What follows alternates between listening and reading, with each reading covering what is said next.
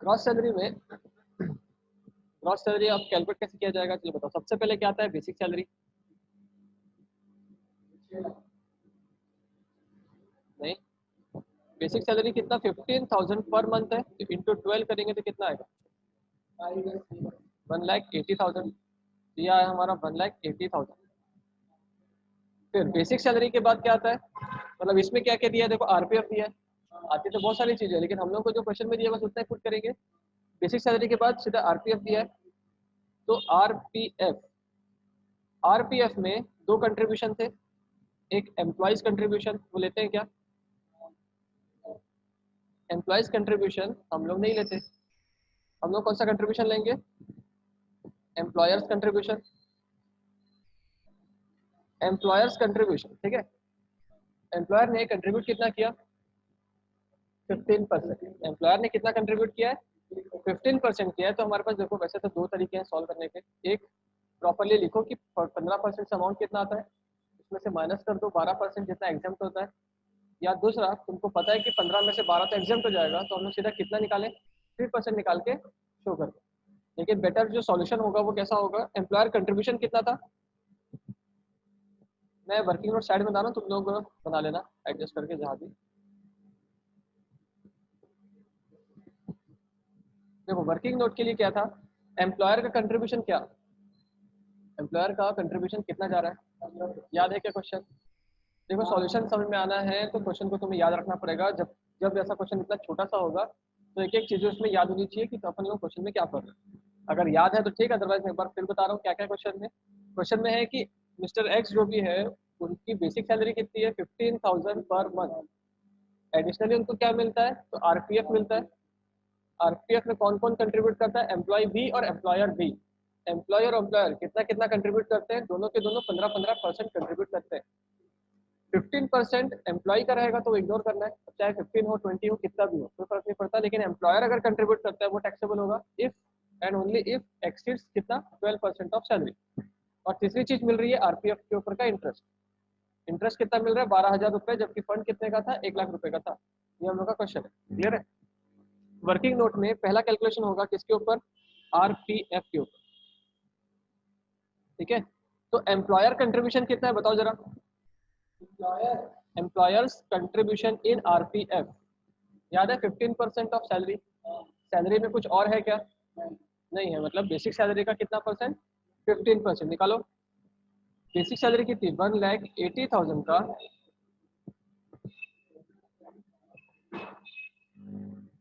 1,80,000 का 15% कितना होता है, 27,000। 27,000। तो ये हमारा अमाउंट हो गया। एम्प्लॉयर्स कंट्रीब्यूशन के सामने लिखेंगे 27,000, ठीक है। उसके बाद नीचे करेंगे माइनस, लेस करेंगे एग्जेम्प्ट। एग्जेम्प्ट कितना होता है वो यहाँ पर कैलकुलेट करते हैं। एग्जेम्प्ट कितना होता है, कितना 12%। एग्जेम्प्ट कितना होता है 12%। तो 1,80,000 का कितना परसेंट, तो 12% एग्जेम्प्ट हो जाता है, हम लोग को पता है। बताओ कितना आएगा, 21,600। 21,600। तो ये अमाउंट माइनस करते हैं 21,600। तो जो बैलेंस बच गया वो टैक्सेबल है। तो टैक्सेबल कितना 5,400। ये हम लोग मेन अमाउंट में लिख देंगे टैक्सेबल वाले, क्लियर है। आगे उसके बाद क्या, हम लोग के क्वेश्चन में आगे क्या है, सिर्फ इंटरेस्ट ऑन आरपीएफ है। इंटरेस्ट ऑन आरपीएफ, आरपीएफ में इंटरेस्ट कितना मिला हमें, तो हमें क्वेश्चन में गिवन है कि हम लोग को अमाउंट जो मिला है वो कितना है, 12,000 का है। यहाँ तक कोई डाउट है? अब उसमें हम लोग को पता है कि एग्जाम कितना होगा, जितना एग्जाम होगा वो माइनस कर देते हैं। तो एग्जाम लिखते हैं @9.5% लिख देते हैं, ठीक है। और वो वर्किंग नोट में कैलकुलेट करते हैं कितना अमाउंट होगा। टोटल फंड हमारा था कितना, इंटरेस्ट ऑन आरपीएफ, तो एग्जाम्प्ट कितना होता है @9.5% ऑफ 1,00,000 रुपीज। हमारा जब फंड 1,00,000 था तो उसका 9.5% कितना होगा, 9,500 रुपीज एग्जाम्प्ट हो जाएंगे। तो 12,000 में से 9,500 अगर एग्जाम्प्ट है तो टैक्सेबल कितना होगा, 2500 टैक्सेबल हो जाएगा। हमारे पास कुछ और है क्या? ठीक है, तो अगर ग्रॉस सैलरी पूछा जाता तो हम लोग क्या बताते हैं इन सबका टोटल कितना है? टोटल 1,87,900, हमारा टोटल होता 1,87,900। ठीक है, बट हमें ये पूछा गया है क्या?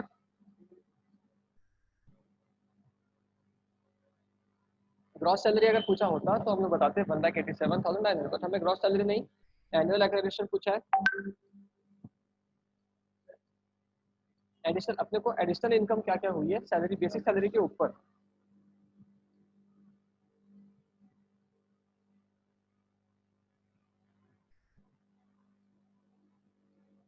तो वो कितना है बताओ? ये सिर्फ दो चीजों को टोटल करके बताएंगे, है ना? बेसिक सैलरी छोड़ के सारी चीजें, यहाँ पर बेसिक सैलरी छोड़ के और क्या क्या है? तो 5,400 का आरपीएफ है और 2,500 का इंटरेस्ट ऑन आरपीएफ। तो आरपीएफ कितना? 5,400 और इंटरेस्ट देयर ऑन कितना है? 2,500। तो कितना होगा इनका टोटल? 7,900। क्लियर है? तो बस यही पूछा था हमें कि एडिशनल चीजें कितनी हमारे पास आएंगी और वो टैक्सेबल चीजें आएंगी, तो वो इतनी चीजें आएंगी। क्लियर है क्या? तो डाउट है किसी को? अरे एडिशनल बेनिफिट, एडिशनल बेनिफिट। अगला क्वेश्चन है, find out the amount of house rent allowances which shall be included in the income under the head salary in each of the following cases। हम लोग को यहाँ पर सिर्फ क्या निकालना है? HRA, हाउस रेंट अलाउंसेस निकालना है।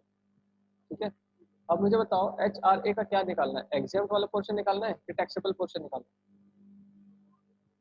Find out the amount of the house rent allowances which shall be included in the income under the head salary in each of the following cases। Taxable. Taxable निकालना है तो हाँ। Taxable निकालना है, क्योंकि क्या बोला यहाँ पर ने? which shall be included in the, और इंक्लूड क्या होता है? जो टैक्सेबल होता है वो इंक्लूड होता है, एग्जाम्पल वाला तो एक्सक्लूड होते हैं। हम लोग क्या इंक्लूड करने वाला, मतलब टैक्सेबल चीजें पूछी। ठीक, पहला बेसिक पे रुपीज कितने का? 20,000 पर मंथ। बेसिक सैलरी कितना? 20,000 पर मंथ। टैक्सेबल है 2,000। बेसिक सैलरी टैक्सेबल है। डियरनेस पे 10% ऑफ बेसिक पे। डियरनेस पे कितना है? 10%। क्या डियरनेस पे टैक्सेबल होता है? ऑब्वियसली होता है, हर केस में होता है। अब यहाँ पर ध्यान दो, ये हमें लिख के दिया है डियरनेस पे, मतलब इसको डियरनेस पे ही मानेंगे, इसको डियरनेस अलाउंसेस नहीं मानेंगे। ये क्या है? डियरनेस पे है, लिख के दे दिया तो डियरनेस पे है। Commission based on fix percentage of turnover to 1,20,000 for the whole year. Commission कितना बेस्ड है? टर्नओवर का कितना परसेंट है? 1,20,000 टर्नओवर है हमारा, कमीशन है based on percentage based on turnover rupees 1,20,000 for the whole year. तो हम लोग को कमीशन भी दिया हुआ है 1,20,000 का, जो कि किस पे बेस्ड था? Fix percentage based on turnover था। हाउस रेंट अलाउंसेस जो हमें मिल रहे हैं वो 5,000 पर मंथ है, और actual rent paid by the assessee rupees 4,000 per month. House situated in Agra. अगर हाउस आगरा में तो कुछ फर्क पड़ेगा? 40% लगे। 50% की 50% लगेगा? 40। ठीक, चलो सॉल्व करें इसको। हमें निकालना है taxability of what? House rent allowances.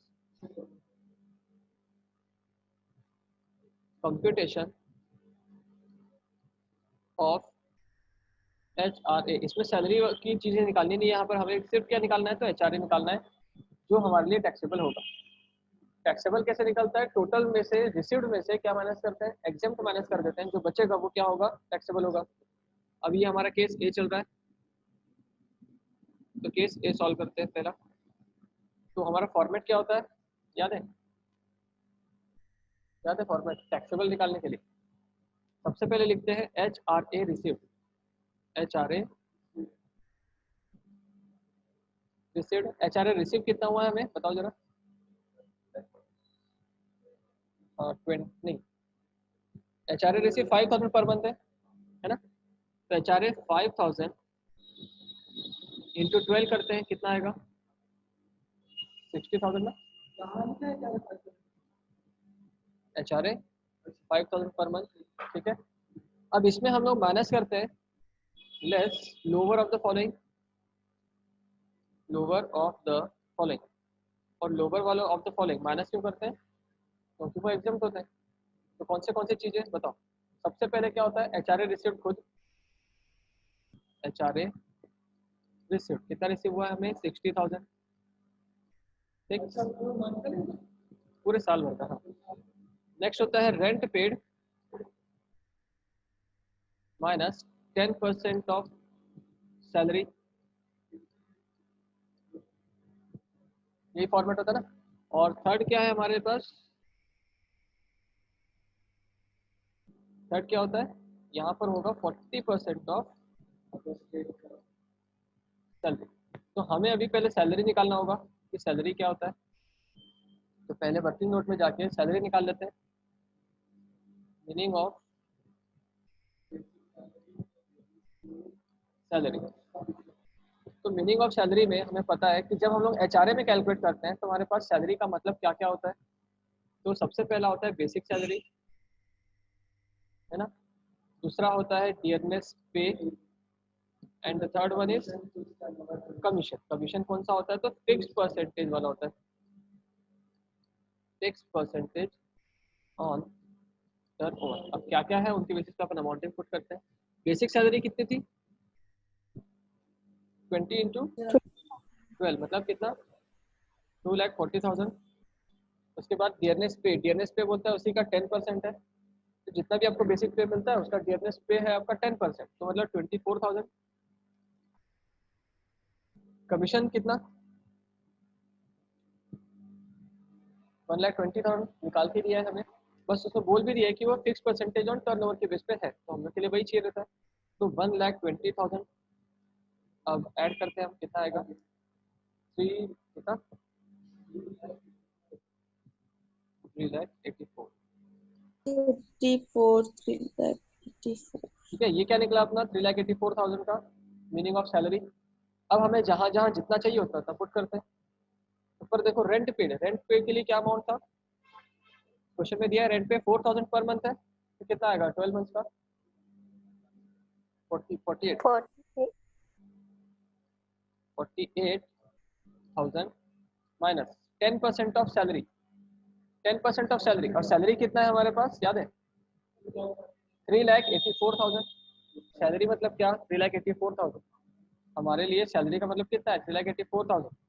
तो हम लोग 10,000 का, सॉरी 3,84,000 का 10% कितना होता है, 38। 9,600 आएगा, कितना आएगा, 9,600 डिडक्ट करके 9,600।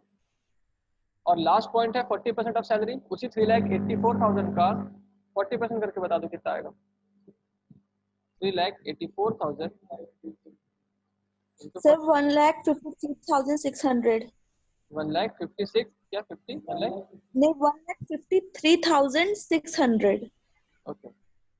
अब इन तीनों में सबसे छोटा कौन, लोअर कौन, 9,600। 9,600 तो हम लोग यहाँ पुट करेंगे 9,600। अब जो बच जाएगा वो हमारा क्या होगा, टैक्सेबल होगा। बताओ कितना आ रहा है, ये टैक्सेबल निकला ना, टैक्सेबल HRA सर 50,400 50,400, ठीक है। 400 ये क्या निकला अपना टैक्सेबल HRA केस ए के बेसिस पे, क्लियर है क्या। और ये हाँ जो सर HRA है ये बहुत कॉमन है, ये हर नियर अबाउट सारे क्वेश्चन में पूछते हैं, ठीक है। इसका सेकंड है, बी केस है, बेसिक पे दिया हुआ है 30,000 पर मंथ, बेसिक सैलरी 30,000 पर मंथ है। डियरनेस अलाउंसेस है 10% ऑफ बेसिक पे, ये डियरनेस अलाउंसेस लिखा। अच्छा हुआ यहीं पर क्वेश्चन कर दिया, नहीं तो नॉर्मली क्या होता है, पहले क्वेश्चन में देखो क्या था, डियरनेस पे at the rate 10% of basic पे। अब यहाँ पर क्या लिखा है, dearness allowances at the rate 10% of basic पे। नॉर्मली हर इंसान कंफ्यूज ये हो जाता है कि बेसिक पे का 10% ले रहे मतलब वो डियरनेस पे होगा, ऐसा नहीं है, उसके नाम पे ही डिसाइड करें। पहले क्या लिखा था, डियरनेस पे लिखा था, यहाँ पर डियरनेस अलाउंसेस लिखा। तो ये डियरनेस अलाउंसेस है, जब तक के अलग से कुछ बोला नहीं होगा कि इसका कुछ पार्ट हम लोग रिटायरमेंट बेनिफिट के लिए यूज करते हैं, तब तक ये क्या है, डियरनेस अलाउंसेस ही। तो अभी तक जब तक हम लोग सिर्फ इतने पोर्शन में पढ़े, ये क्या निकला है, डियरनेस अलाउंसेस है। तो बेसिक पे मिलता है हमें 30,000 पर मंथ, उसका 10% डियरनेस अलाउंसेस है, मतलब 3,000 पर मंथ। आगे हाउस रेंट अलाउंसेस मिलते हैं हमें 5,000 per month. Actual rent paid by the SSC 7,000 per month. House situated in Mathura. Mathura बस सेम है। पुराने ए केस में क्या था, डीएनएस पे था। बी केस में क्या है, डीएनएस अलाउंसेस है। हाँ हाँ, नहीं नहीं ऐसा नहीं करेंगे, जब तक बोला नहीं करेंगे। अभी क्या करना है, अभी क्या फर्क पड़ेगा, मीनिंग ऑफ सैलरी में बेसिक पे लेंगे बस, और कुछ नहीं लेंगे। इस बार कमीशन दिया है क्या, नहीं कमीशन भी नहीं दिया है। जब तुम लिखोगे ना मीनिंग ऑफ सैलरी में बेसिक पे लिखना, डीएनएस पे लिखना और कमीशन किस परसेंटेज और लिखना। लेकिन जब कैलकुलेट करोगे तो बेसिक पे के सामने अमाउंट आएगा और दोनों के सामने डैश डैश करके लिखना। बार बार लिखने से तुम्हें ये फॉर्मेट याद हो जाएगा, और 2 लाइन लिखना कोई बड़ी बात नहीं है। बार बार लिखोगे, फॉर्मेट में लिखोगे तो अच्छा रहेगा। और इसके बाद जब भी केस बनाओगे तो उसके सामने नोट लिखना, क्या अलग था क्या अलग था। कि पिछले क्वेश्चन में डीएनएस पे दिया था, इस बार वो डीएनएस अलाउंसेस है, इसलिए हम लोग मीनिंग ऑफ सैलरी में नहीं ले रहे। सेकंड, जब कमीशन के बारे में भी पिछली बार कमीशन दिया था, इस बार कमीशन भी दिया ही नहीं, इसलिए हम लोग कमीशन नहीं ले रहे। ठीक है, नोट हर क्वेश्चन में रहेगा, जो भी तुमको एक माइनर सा भी चीज अलग दिखेगा तो नोट बनाना पड़ेगा। क्लियर है सबको। तो बी वाला होमवर्क है तुम लोगों का, ए में बता दिया। बी सेम टू सेम है, थोड़ा सा उल्टा इजी है, कम चीजों से बहुत बना लेना। नेक्स्ट देखो, सी बेसिक पे दिया है 20,000 पर मंथ। बेसिक पे दिया है, डीएनएस अलाउंसेस दिया है 10% of the basic pay. House rent allowances 2,000 पर मंथ है। Actual rent paid by the SSC 500 पर मंथ है। House is situated in Delhi. देखो एक चेंजेस ला दिया इन लोगों ने बस दिल्ली का करके, अदरवाइज बी और सी में कोई चेंजेस नहीं है। तो तुम सी को छोड़ देना सीधा, ए में बना दिया, बी तुम लोग का होमवर्क है, और सी को सीधा इग्नोर कर दो। क्लियर है क्या, सी वाला केस छोड़ दो, एकदम सेम है तो क्या मतलब है। तुम लोग बनाना चाहते हो तो बना लेना, अदरवाइज तुम छोड़ दोगे तो भी चलेगा। क्या चेंज है सी वाले में? सी वाले में चेंजेस बस ये है कि वो दिल्ली है, वो दिल्ली में रहता है, बस 40 की जगह 50% अप्लाई करेंगे, अदरवाइज कोई चेंजेस नहीं है। बनाना चाहो तो बना लेना, ठीक प्रैक्टिस अच्छी हो जाएगी, बट कुछ है नहीं खास, ठीक है। क्योंकि ऐसे प्रैक्टिस के लिए बहुत सारे क्वेश्चन अपने पास। देखो नेक्स्ट देखो, Shri Ram who resides in Allahabad got the following emoluments during the previous year ended on 31 March 19, इस बुक के हिसाब से। तो एक जो मिस्टर श्री राम है वो कहाँ रहते हैं, इलाहाबाद में रहते हैं। Got the following emolument during the previous year end on 31 March 2019, is as की बात चल रही है, ईयर की बात चल रही है। फ्रॉम एक्स लिमिटेड, मतलब देखो फ्रॉम एक्स लिमिटेड दिख रहा है, फिर दूसरा हाईलाइट है फ्रॉम वाई लिमिटेड दिख रहा है, फिर तीसरा हाईलाइट है और दिख रहा है फ्रॉम जेड लिमिटेड। इसका मतलब ये है कि एक इंसान ऐसे 3 कंपनी में काम कर रहा है, एक इंसान 3 कंपनी में काम कर रहा है, एम्प्लॉयड है, क्या पॉसिबल है, नहीं। बट ये क्या हो रहा है कि वो बीच में छोड़ रहा है, फिर वाई ज्वाइन कर रहा है, फिर छोड़ रहा है, जेड ज्वाइन कर रहा है। तो एक साल में वो 3 कंपनी अलग अलग बार में ज्वाइन कर रहा है, और शायद हर बार उसको एचआरए मिल रहा होगा, तो एचआरए कैलकुलेट करना यहाँ पर थोड़ा सा क्रिटिकल है। आई बात समझ क्या बोला मैं, ठीक। तो फ्रॉम एक्स लिमिटेड से उसको क्या मिल रहा है, ध्यान देना पॉइंट में। एक्स लिमिटेड में जब वो था तब 6 मंथ बेसिक पे मिला, मतलब ये कि वो उस कंपनी में 6 महीने के लिए था, 6 महीने बाद उसने छोड़ दिया होगा। ठीक है, 6 मंथ का बेसिक पे मिलता है उन्हें कितना, 3,000 पर मंथ। नेक्स्ट है डीएनएस पे forming part of the basic पे, डीएनएस पे मिल रहा है। ठीक है, डीएनएस पे है। देखो वैसे तो ठीक है, बट अगर कोई हिंदी मीडियम वाला है ना, हिंदी मीडियम के बुक में सिर्फ डीएनएस पे नहीं लिखता, उसमें डीएनएस अलाउंसेस ही लिखता है। हिंदी मीडियम की बुक अगर किसी के पास है तो उन लोगों को डीएनएस पे नहीं मिलेगा, वो डीएनएस अलाउंसेस ही मिलेगा, तो वहाँ दिक्कत होगी। लेकिन जब इंग्लिश मीडियम की बुक है तो उसमें प्रॉपर डीएनएस पे लिखा हुआ है। और जब हो सकता है जब एग्जाम में क्वेश्चन आते हैं तो इंग्लिश हिंदी दोनों में आते हैं, तो उसमें हो सकता है कि डीएनएस अलाउंसेस ही लिखा हो, इसलिए बेटर होगा कि इंग्लिश वाले से ही हम लोग ध्यान दें। ठीक है, डीएनएस पे है forming part of the basic पे इज कितना, 250 per month. And house rent allowances मिलता है हमें 1,000 पर मंथ। यहाँ पर हमें अभी तक नहीं पता कि वो रेंट कितना पे करता है, पता चल रहा है क्या, इसलिए हमें आगे बढ़ना पड़ेगा।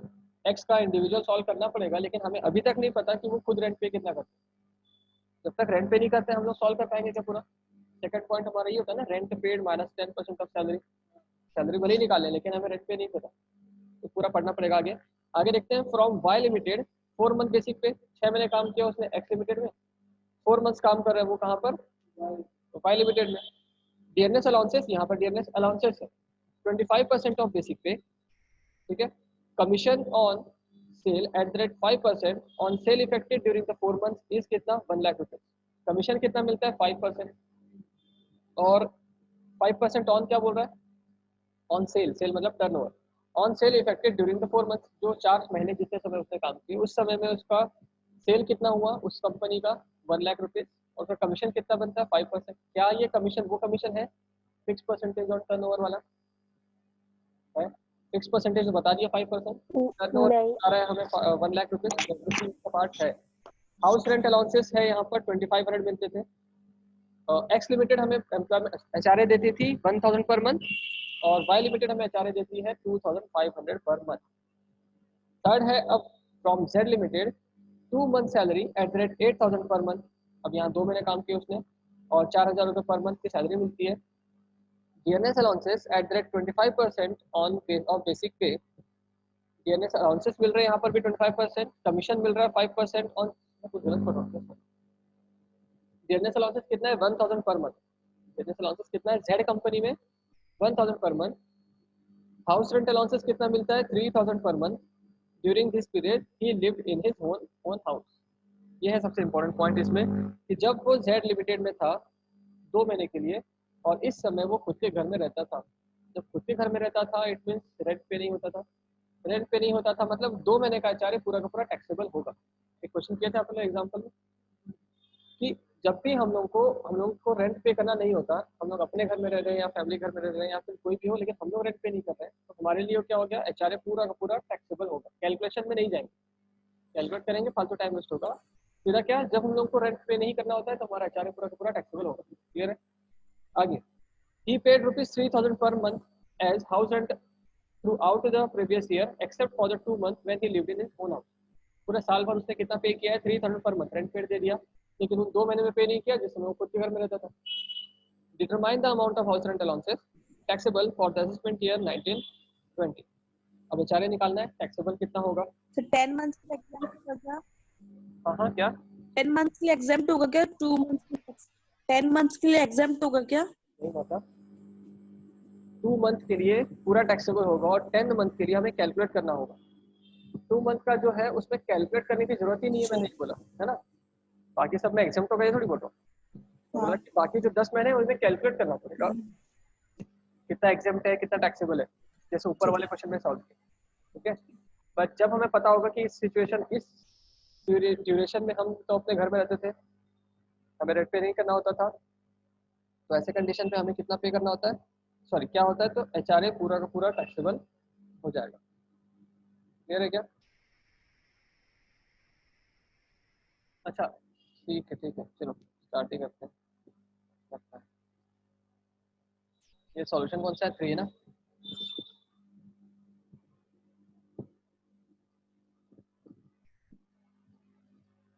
तो यहाँ पर हमें एचआरए कितने लोगों से मिल रहा है, 3, एक एक्स लिमिटेड से, एक वाई लिमिटेड से और एक जेड लिमिटेड से। एक्स लिमिटेड से मिल रहे हैं 6 महीने, वाई लिमिटेड से मिल रहे हैं 4 मंथ्स एंड जेड लिमिटेड से मिल रहे हैं 2 मंथ। सबसे इजी कौन सा है यहाँ पर, जेड लिमिटेड का। क्यों, क्योंकि वो उठाना है और डायरेक्ट टैक्सेबल कर देना, उसमें कोई कैलकुलेशन की जरूरत नहीं। तो हमें मेहनत करनी है सिर्फ एक्स में और वाई में। ठीक है, तो पहले कैलकुलेट करते हैं कंप्यूटेशन ऑफ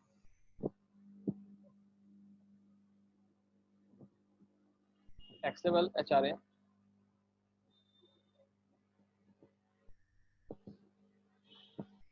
एक जो टैक्सेबल एचआरए है सबसे पहला किसके लिए होगा, तो एक्स लिमिटेड के लिए होता है।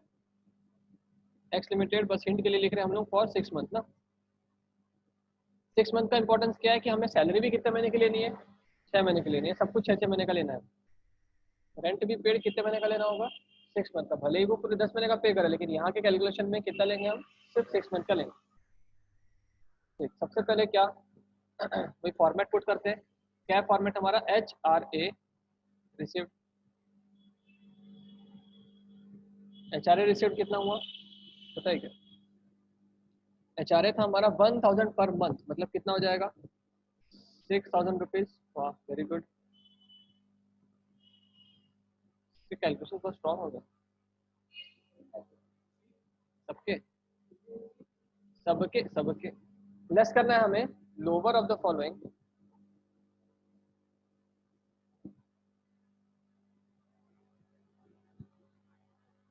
बताओ सबसे पहला क्या होता है?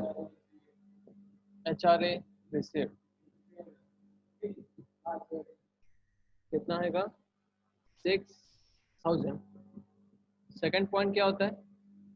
Rent paid minus 10% of salary. ठीक है, यहाँ कैलकुलेट करेंगे हम लोग। और थर्ड पॉइंट क्या? सैलरी कैलकुलेट करना, वही तो मेन है। अच्छा ये कहाँ का था? इलाहाबाद। तो कितना लेना चाहिए? 40% ऑफ सैलरी। क्लियर है क्या? तो इसका कैलकुलेशन करते हैं हम वर्किंग नोट पे। मीनिंग ऑफ सैलरी में क्या आएगा?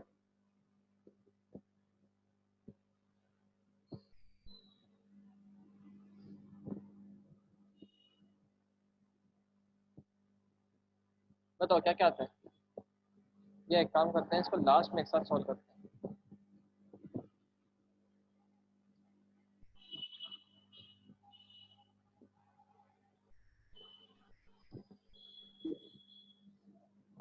चलो बताओ मीनिंग ऑफ सैलरी में।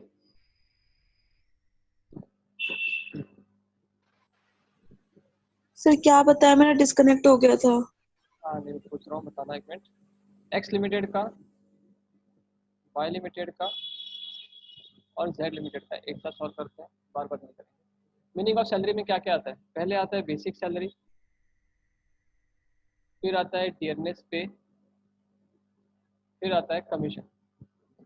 ठीक है, कमीशन कौन सा?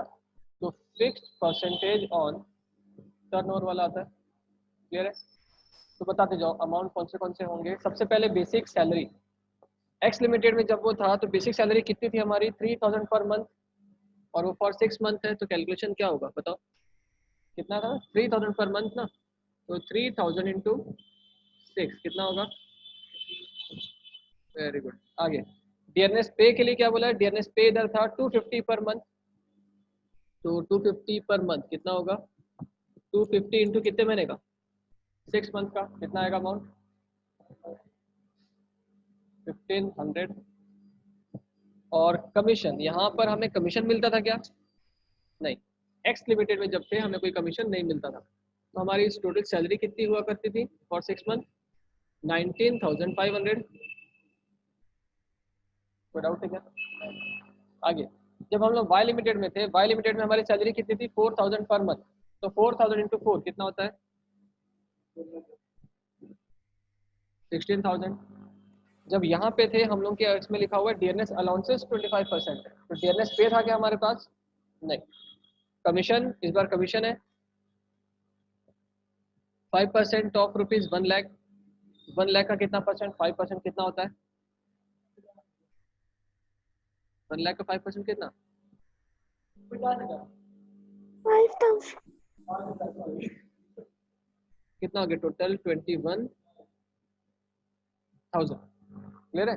अच्छा इधर ध्यान दो, यहाँ पर क्या था कि हम लोगों को ना सेल्स जो है वो ऑलरेडी 4 मंथ्स का दिया है। हो सकता है कि कहीं हम कभी हम लोग को दे दे सेल्स पूरे साल भर का दिया होगा। तो पहले हमें उसे कन्वर्ट करना पड़ेगा फॉर 4 मंथ्स एंड देन हम लोग उसका कमीशन निकालना होगा। यहाँ पर क्या था? वो 4 महीने काम किया।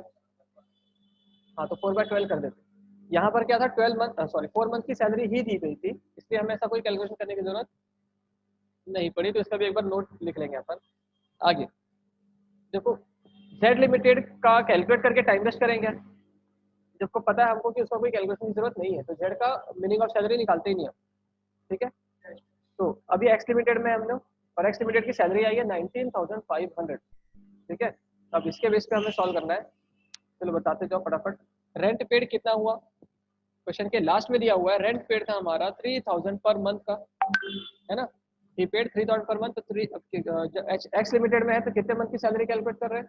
तो कुछ कितने बनेगा? 6 मंथ का। तो 3,000 इंटू 6 कितना होता है? 18,000 माइनस 10% ऑफ सैलरी। सैलरी कितनी है? 19,500। उसका 10% कितना होगा?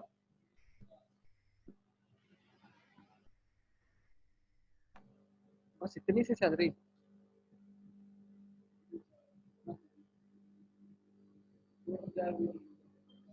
बताओ कितना आ रहा है, आंसर कितना आएगा? 18,000 माइनस 1950। एक मिनट, और एक 40% चाहिए ना।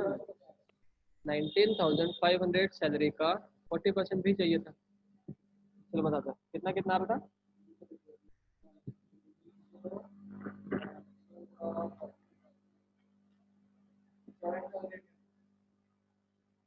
नीचे 7,800। लास्ट हो रहा। हाँ। बता दो भैया। 18,000 माइनस 1950। 16,050। 16,050। इन सब में लोअर कौन? सब में लोअर कौन? ये 7,800। 6,000 खुद। ठीक है, तो ये क्या हो गया, पूरा का पूरा एग्जाम्प्ट हो गया। तो टैक्सेबल कितना होगा? तो निल। टैक्सेबल कितना होगा? एक टैक्सेबल का कॉलम लिखते हैं। ये हमारे लिए टैक्सेबल कितना है? तो निल है। कोई डाउट है क्या? ये किसका कैलकुलेट किया हम लोग? अभी सिर्फ एक्स लिमिटेड का कैलकुलेट हुआ है। क्लियर है क्या? आगे ये सिर्फ एक्स लिमिटेड का था क्योंकि 6 महीने का निकाले। अब आते हैं for Y limited. Y limited में वो कितने महीने के लिए था? 4 मंथ्स। तो यहाँ सब कुछ कितने मंथ्स का होगा? 4 मंथ्स का होगा। तो सबसे पहले क्या, चोको 100 साल दिएगी। HRA received. HRA रिसीव्ड, यहाँ पर HRA कितना रिसीव हुआ है फटाफट बताओ। तो वाई लिमिटेड में HRA मिला था हमें 2500 पर मंथ। 2500 इंटू 4 कितना होता है? 10,000। तो हमें मिला कितना? 10,000। क्लियर है? माइनस करेंगे हम लोअर ऑफ द फॉलोइंग। ठीक है, उसमें सबसे पहला कौन? HRA रिसीव्ड खुद। HRA रिसीव्ड कितना? 10,000। सेकंड केस में क्या होता है? Rent paid minus 10% of salary. ठीक है, तो रेंट पे कितना? क्वेश्चन के लास्ट में दिया था 3,000 पर मंथ। तो अमाउंट पुट करते हैं 3,000 इंटू 4 कितना होता है? 12,000 माइनस 10% ऑफ सैलरी। क्वेश्चन में हम लोगों ने अभी सॉल्व किया लास्ट में 21,000 सैलरी आ रही है running was in Y limited. तो जब वो वाई लिमिटेड में था तो उनकी सैलरी थी 21,000 का 10% कितना होगा? 2,100। तो हाँ, बैलेंस कितना आएगा? 9,900 आएगा, है ना। आंसर कितना आएगा? 9,000। ऐसे आएगा ना। और लास्ट पॉइंट क्या था? 40% ऑफ सैलरी। 21,000 का कितना परसेंट?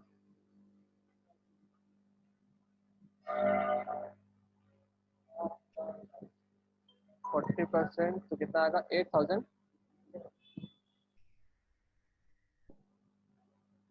इन सब में लोअर कौन है बताओ जरा?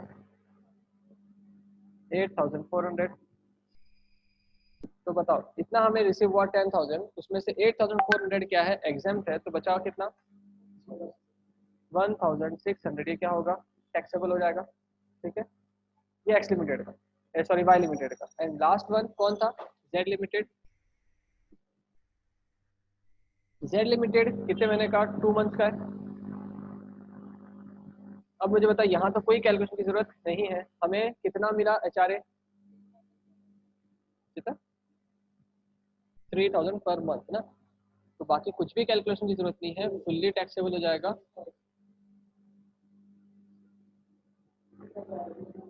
3,000 इंटू 2 कितना होगा? अब टोटल देखो, पहले वाले का तो नील था, फर्स्ट वाले का नील था, दूसरे वाले का 1,600 था और तीसरे वाले का 6,000 था। टोटल कितना? 7,600। तो टैक्सेबल HRA कितना आएगा हमारा? House rent allowances is taxable rupees कितना? 7,600। क्लियर है क्या? तो जगह भी है ही तो अपन नोट लिख लेते हैं। नोट, नोट लिख लेते हैं।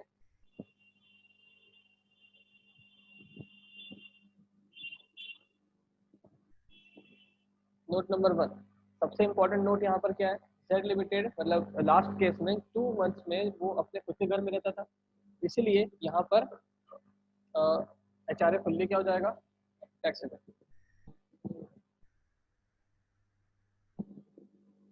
when wait Sandro, when he was in Z Limited, he lives in his own house, ठीक है, वो अपने घर में खुद रहता था, hence he was not paying, hence he was not paying क्या, he was not paying rent on the house, rent of house, and hence full HRA will be taxable।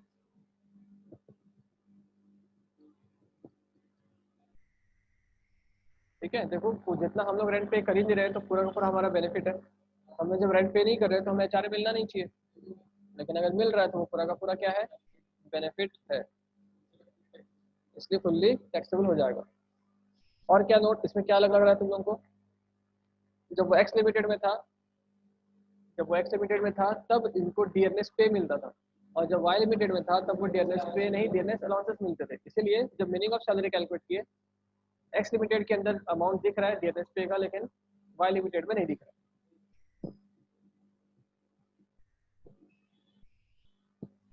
क्या बोलेंगे इसको,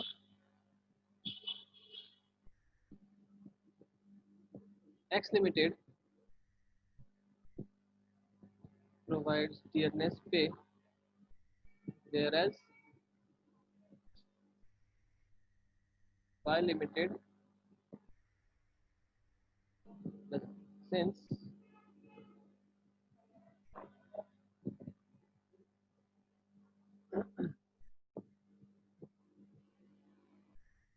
meaning of salary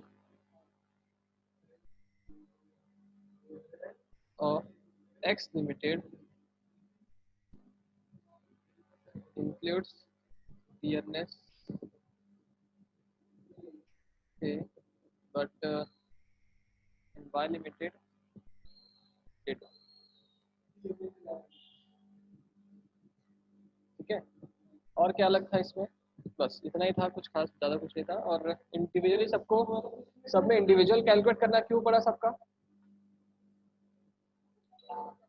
तो अलग अलग company में था और कुछ कुछ समय के लिए था, तो अपने को अलग अलग कैलकुलेट करना था। क्या वो तो समझ में आएगा, बस इतना ही है, इसको सॉल्व कर लेना, भले लिख लेना बात पर, ठीक है, कोई डाउट, इधर ध्यान दो। अब कुछ सोचो, ये अगर बता देता ना तो बोलते हैं नहीं तो मुझको आता था, वो बता दिए, हाँ दिमाग, हाँ अभी अब पता चला ना क्या क्या आता है क्या नहीं। तो मैं हेडिंग रीडिंग डाल रहा हूँ, मैं डायरेक्ट बता रहा हूँ, मेरा टाइम बहुत कम बचा है। तो सबसे पहला पॉइंट क्या, ग्रॉस एनुअल सैलरी, मतलब ये ग्रॉस एनुअल सैलरी क्यों बोले, क्योंकि अदर देन बेनिफिट है, बाकी सारी चीजें इसके अंदर इंक्लूडेड है। और कितना हो चुका है हमारे पास, 3 लाख रुपीज की सैलरी आ चुकी है, क्लियर है। सेकंड पॉइंट क्या दिया था बताओ फटाफट, medical expenditure directly paid by the employer. तो मेडिकल एक्सपेंडिचर ये अदर्स में था, अदर मतलब क्या, गवर्नमेंट को छोड़ के, एम्प्लॉयर का हॉस्पिटल को छोड़ के, और ऐसा अप्रूवल हॉस्पिटल को छोड़ के जो सीसीआईटी से अप्रूव था उनको छोड़ के जो अदर जगह होते हैं वो फुल्ली टैक्सेबल होते हैं। तो 25,000 है जो फुल्ली टैक्सेबल है, कोई डाउट, ठीक आगे। नेक्स्ट है पॉइंट नंबर 3 और पॉइंट नंबर 4, ये दोनों ऐसे हैं जो सीसीआईटी से अप्रूव्ड है। पॉइंट नंबर 3 लिखते हैं मेडिकल एक्सपेंडिचर, और ये कौन से हैं जो सीसीआईटी अप्रूव्ड है। जब सीसीआईटी अप्रूव्ड है तो ये टैक्सेबल होगा क्या, ये पूरा का पूरा एग्जाम्प्ट होगा। पॉइंट नंबर 4 क्या था, सॉरी पॉइंट नंबर 4 थी भाई ये सेम, सीसीआईटी अप्रूव्ड है तो नहीं लेंगे। पॉइंट नंबर 5 क्या था, एक्सपेंडिचर ऑन ट्रैवलिंग अब्रॉड, ये मेन था, इसी में रुक रहे थे, एक्सपेंडिचर ऑन ट्रैवलिंग अब्रॉड। इसका नोट अलग से लिखना अच्छा, यही लिख देते हैं इसके नीचे। एक्सपेंडिचर ऑन ट्रैवलिंग अब्रॉड में ना आरबीआई की लिमिट के साथ साथ हमें क्या देखना होता है, हमारी सैलरी भी देखनी होती है। If salary exceeds what, exceeds rupees कितना 2 लाख, अगर हमारी सैलरी 2 लाख रुपए से एक्सीड कर जाती है तो वो क्या होगा, फुल्ली टैक्सेबल। कोई लिमिट हम लोग को एग्जेम्पशन नहीं मिलेगा। तो कितना आता है बताओ जरा, मतलब कितना मिला था हमें 1,50,000, तो पूरा का पूरा ऐड कर देंगे 1,50,000। आरबीआई की लिमिट देखते हैं, लेकिन कब देखते हैं हम, जब हमें हमारी सैलरी 2 लाख से कम होती, ठीक है। 1,50,000 में से 1 लाख एग्जाम हो जाता और 50 टैक्सेबल हो जाता, लेकिन ऐसा कब देखते, जब सैलरी लिमिट वाली, जब सैलरी से लिमिट के ऊपर हो गई अब तो टैक्सेबल पूरा हो गया। ठीक, पॉइंट नंबर 6, पॉइंट नंबर 6 क्या बोलता है, एक्सपेंडिचर। देखो पॉइंट नंबर 7 में कुछ भी नहीं है, बस एक लिमिट बता रहा है, हम लोग को 6 तक ही देखना था। 6 क्या बोलता है, एक्सपेंडिचर स्टे और ट्रीटमेंट का अब्रॉड का, expenditure on stay and treatment कितना हुआ, 2,50,000 का खर्चा हुआ था, लेकिन हमारी लिमिट कितनी है आरबीआई की, 1 लाख रुपीज। यहाँ पर 2 लाख नहीं देखते हैं, 2 लाख रुपीज किस में देखते हैं हम लोग, ट्रैवलिंग अब्रॉड, इसलिए उसको अलग दिया है ना। पॉइंट नंबर 5 को 6 से अलग क्यों दिया, क्योंकि अगर 6 पॉइंट में स्टे और ट्रीटमेंट को एक साथ दे रहे थे तो साथ ही साथ हम लोग क्या था, ट्रैवलिंग अब्रॉड को भी एक साथ दे सकते थे, लेकिन ऐसा दिया है क्या, नहीं, क्यों, क्योंकि दोनों के ट्रीटमेंट अलग अलग होते हैं। पॉइंट नंबर 5 में लिमिट देखनी होती है सैलरी की, लेकिन 6 में देखने की जरूरत नहीं है। तो कितना बचेगा हमारा, 1,50,000। क्लियर है, हो गया। 7 पॉइंट तो बस वो लिमिट बता रहा था, तो बस हो गया। बताओ टोटल कितना आता है, सॉरी कितना आ रहा है, 3,00,000, 3,25,000, 3,25,000 और 1,50,000, 1,50,000 कितना होता है, 3 लाख होता है, तो 3,00,000, 6,00,000, 6,25,000 आ रहा है, ठीक है। 6,25,000 क्या निकला अपना टोटल सैलरी आई, ठीक है। हम लोगों को क्या पूछा गया है, income from salary. Income from salary के पहले हमें डिडक्शन देने होते हैं, कुछ कुछ लेस करेंगे हम लोग डिडक्शन, ठीक है, अंडर सेक्शन IA, ठीक है, 16 IA ऐसा ये पढ़े है ना, तो इतना गंदा एक्सप्रेशन मतलब, तो ये होता है स्टैंडर्ड डिडक्शन, ठीक है। स्टैंडर्ड डिडक्शन हमें मिलता है कितने का, 6,25,000 जो हमारा ग्रॉस सैलरी है, उस ग्रॉस सैलरी में से हम डिडक्ट करेंगे deduction under section 16 subsection IA, तो हम लोग का डिडक्शन होगा 50,000 का, तो ये स्टैंडर्ड डिडक्शन था। स्टैंडर्ड डिडक्शन अब डिडक्ट करेंगे तो हमारा आ रहा है 5,75,000, तो ये हमारा हुआ इनकम फ्रॉम सैलरी, ठीक। बस यही हमारा कैलकुलेशन था, बस हम लोग को बस इनकम फ्रॉम सैलरी निकालना था, इसमें डिडक्शन देना जरूरी था। अभी तक के किसी भी क्वेश्चन में स्टैंडर्ड डिडक्शन नहीं था, क्योंकि हमें सिर्फ ग्रॉस सैलरी पूछा गया था या फिर कोई टैक्सेबिलिटी पूछी गई थी। यहाँ पर हमें इनकम फ्रॉम सैलरी कैलकुलेट करना था, इसलिए हमने डिडक्शन दिया, ओके। बस तो फिर से लेना